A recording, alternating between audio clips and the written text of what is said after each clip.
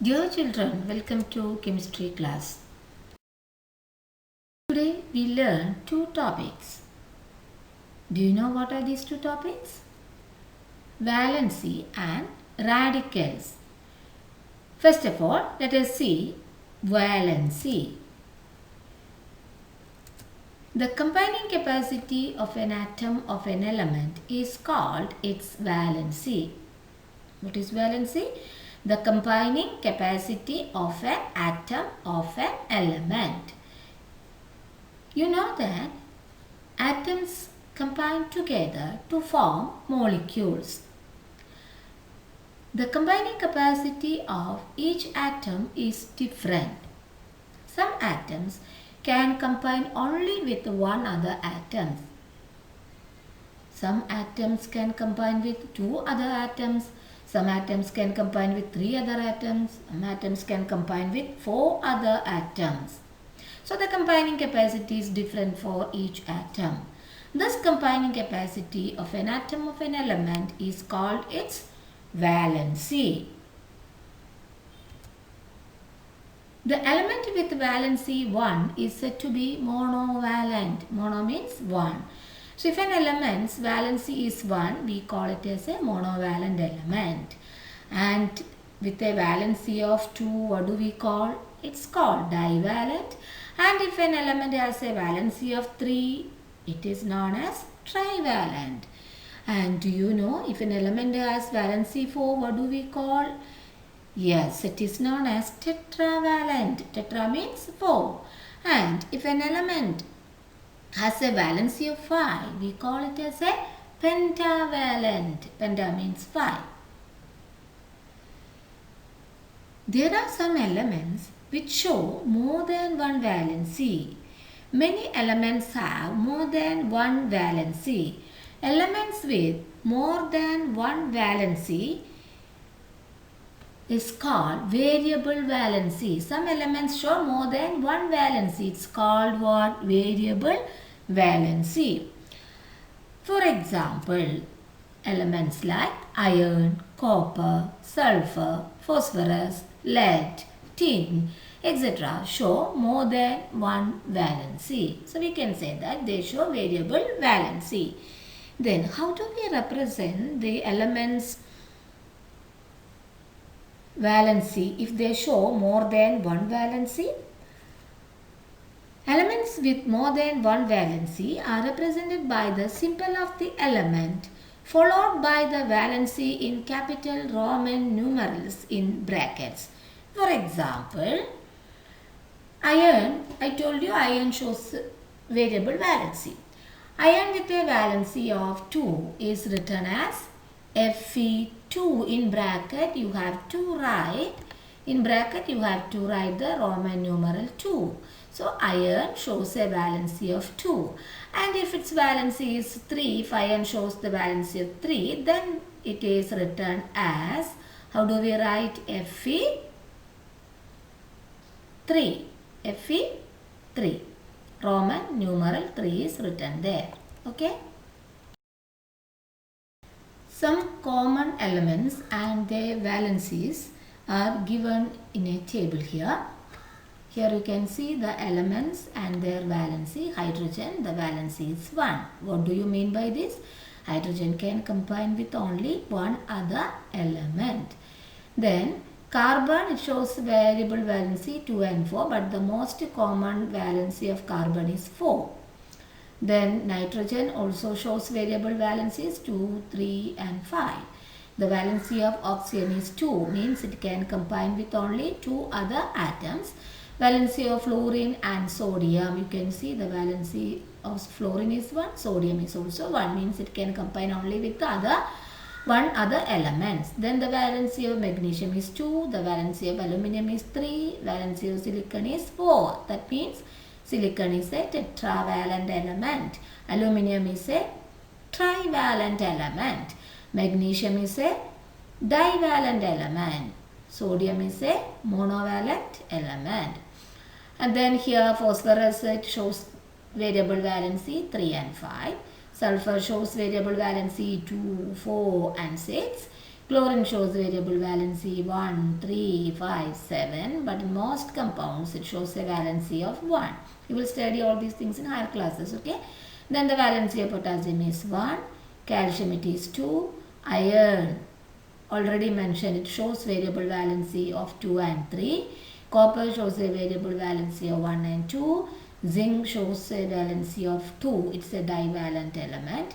Then lead shows a valency of 2 and 4. It shows variable valency. See, while you study, how do you study the elements and their valency? While you study, what you have to do now, you write and select all the monovalent elements together and study. Then divalent element, trivalent elements, tetravalent elements, then the elements which show variable valencies together. Then it will be easy to remember. Okay. I think you got an idea about valency. Now let us study radical. A radical is an atom or group of atoms of the same or different elements that behaves as a single unit with a positive or negative charge. What do you understand?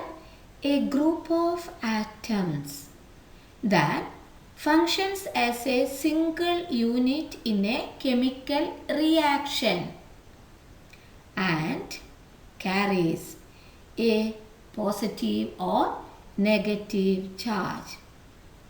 A radical is also known as a polyatomic ion. A compound may also be formed by the combination of elements and polyatomic ions. So these polyatomic ions were earlier called as radicals. So remember, a radical is also known as a polyatomic ion. What do you understand from this? A radical is an atom or group of atoms of the same or different elements, but they behave as a single unit. Even if it is a group of atoms of same or different elements, they behave as a single unit in a chemical reaction and they may carry a charge, a positive or negative charge. Okay. A radical is called a simple radical when it is an atom only. Example, Na plus, Mg2 plus, Al3 plus, etc. So a radical is called a simple radical when it is an atom only. I told you radical is a atom or a group of atoms that functions as a single unit. It is known as a compound radical when it is made up of group of two or more different atoms. Example, sulfate radical. How it is written, sulfate radical, how do you read it? No, SO4 2 minus. This is the charge of that sulfate radical. SO4 2 minus is known as sulfate radical.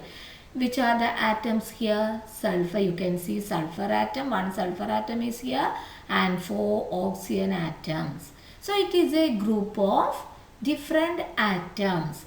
Such a radical is known as a compound radical. We have more examples for compound radical. Carbonate, CO3 2 minus, nitrate, NO3 minus. All these are compound radicals. Here is a table which shows the radical chemical formula and charge. You can see polyatomic ion, that is known as what? Radical, chemical formula and charge or valency. Let us see sulfate radical. The formula is SO4 2 minus. What is its valency? Minus 2. Charge or valency. But when we say the valency, we do not consider the sign whether it is positive or negative. Usually we say the valency of sulfate radical is 2. We do not say it as a negative 2 like that. We do not consider the charge. Okay. Then carbonate radical. What is it? CO3 2 minus. While you write the formula, you should include this charge also. Okay. Don't write CO3 alone. It is wrong. If you write the chemical formula of carbonate, if you are asked to write the chemical formula of carbonate radical, you have to write CO3 2 minus. And its valency is minus 2. Then nitrate radical NO3 minus, its charge is -1 or valency. It is -1. Then sulfite radical SO3 2 minus. See, you have seen sulfate SO4 2 minus. This it is a sulfite SO3 2 minus. Valency is the same, -2. Then we have phosphate radical PO4 3 minus. Its valency is 3 or the charge is -3. Then ammonium radical NH4 plus, its charge is +1. Then hydrogen carbonate radical HCO3 minus, it is also called bicarbonate radical. The charge is -1. Then it is hydroxide OH minus, charge is -1. Then hydrogen sulfate, the formula is HSO4 minus, the charge is -1. See children, you have to study the name of the radical, chemical formula and charge. Okay. Let us study the difference between atom, molecule and radical. You can see a table here. Let us see the difference. Atom may or may not exist independently. Molecule can exist independently. Radical cannot exist independently. Atoms may or may not react. Molecule stable, radical highly reactive. Then atom cannot be further divided. Molecule can be further broken up into atoms. Radical can be further broken up into atoms. An atom is electrically neutral. Molecule is electrically neutral. Radical carries positive or negative charge. An atom is electrically neutral because it has equal number of protons and electrons. Then here it is written atoms may or may not react. There are some atoms, example noble gases. They do not react with any other elements. Can you guess the valency of these noble gases? If they do not react with any other elements, what will be their valency? Yes, their valency is 0. The valency of noble gases or inert gases is 0 since they do not react with any other element. Okay, their valency is 0. So what are the difference between atom, molecule and radical? Let us revise. Atom may or may not exist independently. Molecule can exist independently. Radical cannot exist independently. Atom may or may not react. Molecule is stable.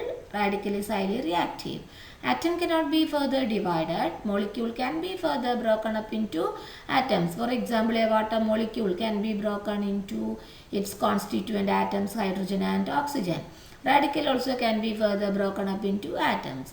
An atom is electrically neutral, molecule is electrically neutral, but a radical carries positive or negative charge. Today we learned about 2 topics.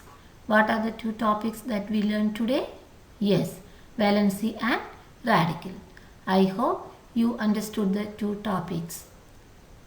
Let us wind up today's class. Thank you.